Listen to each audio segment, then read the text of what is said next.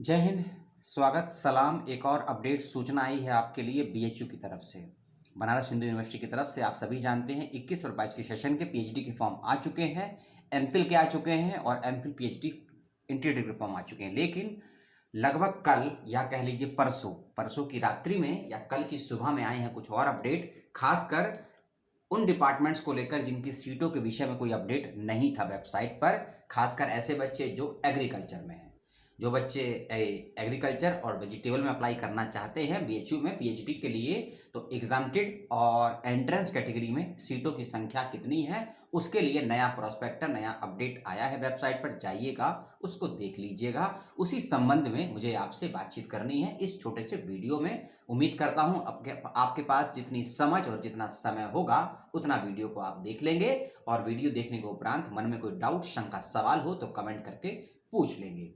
चलते हैं सीधा सीटों पर, और मैं सीटें आपको टोटल बताऊंगा और किस कैटेगरी में कितनी सीटें हैं, और रेट में और एग्जाम्प्टेड में कितनी सीटें हैं वो आप देख लीजिएगा प्रोस्पेक्टर पेज नंबर 21 पे जाकर। ठीक है, अब मैं आपको सीटें बता देता हूं।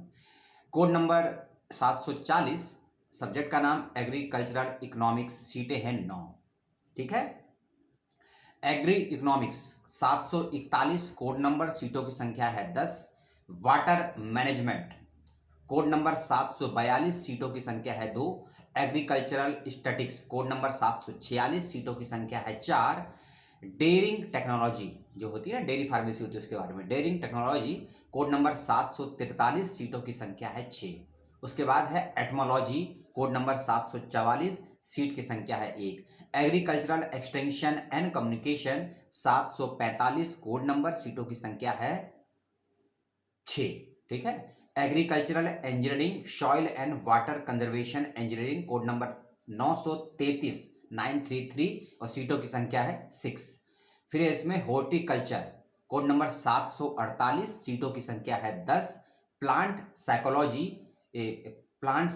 कोड नंबर 750, सीट की संख्या है 1। उसके बाद है प्लांट पैथोलॉजी कोड नंबर 749, सीटों की संख्या है 11। उसके बाद है soil science agricultural chemistry code number 751, seat की संख्या है 7। और उसके बाद है genetics and plant breeding code number 747 यानी कि 747, सीट की संख्या है 14। Food technology code number 934, seat की संख्या है 7। फिर है वेटरनिटी एक सब्जेक्ट जैसे कि एग्रीकल्चरल है वैसे ही वेटरनिटी का है, एनिमल का है, उसकी सीटें भी अलग अलग बताई गई हैं, उसको भी एक बार ध्यान से आप लोग सुन लीजिए। ठीक है, veterinary microbiology code number 761, seat की संख्या है 2। Code number 962 veterinary surgery radiology code number 962, seat की संख्या है 6। Veterinary pharmacology and toxicology code number 963, seat की संख्या है 3। Veterinary entomology code number 964, seat की संख्या है 2। Veterinary psychology code number 665, seat की संख्या है 4। वेटरनिटी बायोकेमिस्ट्री कोड नंबर 976, सीटों की संख्या है 4। उसके बाद है वेटरनिटी गायनोकोलॉजिस्ट 971 कोड नंबर है, सीट की संख्या है 4। और उसके बाद है वेटरनिटी पैथोलॉजी 972 कोड है, सीट की संख्या 1। Veterinary public health code number 973, seat की संख्या है 1। Veterinary medicine code number 974, seat की संख्या है 3। और veterinary extension education code number 975, seat की संख्या है 5। ये सभी एग्रीकल्चर और वेजिटेबल वेटरनिटी वाले सब्जेक्ट की सीटें थी, और ये सीटें एग्जाम्प्टेड और एंट्रेंस दोनों ही कैटेगरी की मैंने टोटल बताई हैं। पेज नंबर 21, 22, 23 को आप पढ़ लीजिएगा, प्रोस्पेक्टर का लिंक मैं दे दूंगा, उसको ध्यान से। और जो बच्चे एग्जाम्प्टेड कैटेगरी में अप्लाई करेंगे 3 बातों का ध्यान रखिएगा। जो बच्चे एग्जाम्प्टेड कैटेगरी में अप्लाई करेंगे तो प्रोस्पेक्टर में आप लोग पहले देख लेंगे कि आपको किस कैटेगरी के आधार पर एग्जाम्प्टेड किया है यूनिवर्सिटी ने।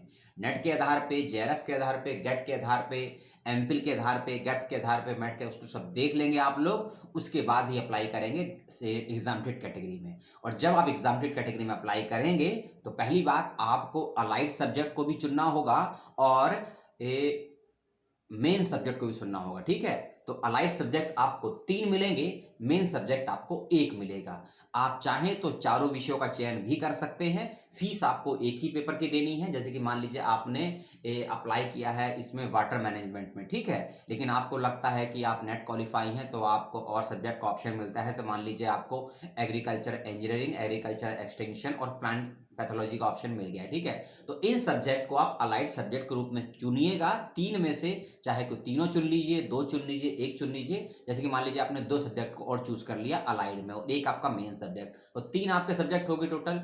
तो आपको तीनों सब्जेक्ट के अलग अलग इंटरव्यू भी देने होंगे, तीनों सब्जेक्ट का अलग अलग आपको प्रपोजल भी तैयार करना होगा, ठीक है। लेकिन फीस आपको एक ही फॉर्म भरना है, एक ही सब्जेक्ट की देनी है। इस बात का ध्यान रखेंगे, चाहे एग्रीकल्चर के बच्चे हो, चाहे वेटरनिटी के बच्चे हों, या पीएचडी के बच्चे हों, आर्ट्स कॉमर्स साइंस के या इंटीग्रेटेड के बच्चे हों। इस बात का ध्यान रखिएगा, जो बच्चे एग्जाम्प्टेड कैटेगरी में हैं उनको चार सब्जेक्ट को चूज करने का ऑप्शन मिलेगा। आप चाहे तो चारों को चूज करिए, चाहे तो एक को, चाहे दो को, फीस आपकी उतनी ही लगेगी। इस बात का ध्यान रखिएगा। और एंट्रेंस एग्जामिनेशन एग्रीकल्चर और वेजिटेबल के बच्चों का है 16 मार्च को, ठीक है। जो मैंने पहले वीडियो बनाया था लगभग 10 दिन पहले, और जिसमें आर्ट्स कॉमर्स साइंस के बच्चों का सीट मैंने बताई थी, उनका एंट्रेंस एग्जामिनेशन 15 मार्च को है। और जो ये वीडियो है एग्रीकल्चर वाला, इसका एंट्रेंस एग्जामिनेशन 16 मार्च को है। और एडमिट कार्ड 7 से लेकर 10 मार्च के बीच में वेबसाइट पर आ जाएगा। डेट में यदि कोई बदलाव होता है एंट्रेंस की, इंटरव्यू की, उसका अपडेट मैं आपको देता रहूंगा।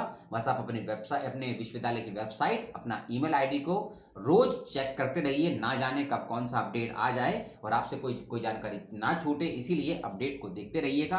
अंधेरा दिख रहा होगा वीडियो में क्योंकि लाइट चली गई है वीडियो शूट करते वक्त में, तो दोपहर की धूप की रोशनी में ये वीडियो शूट कर रहा हूं ताकि आप मेरा थोड़ा कम देखें, मेरी बात को सुन सकें, क्योंकि सूचना जरूरी थी। सोचा आपको दे देते हैं, शायद किसी का भला हो जाए, शायद किसी का शैक्षणिक विकास हो जाए। आपने अपना 7 मिनट का समय दिया, उसके लिए तहे दिल से आपका सलाम है। अपने सवाल, शंकाओं, चिंताओं को कमेंट बॉक्स में डाल दीजिएगा और रात में मिलते हैं 9:30 बजे। जय हिंद।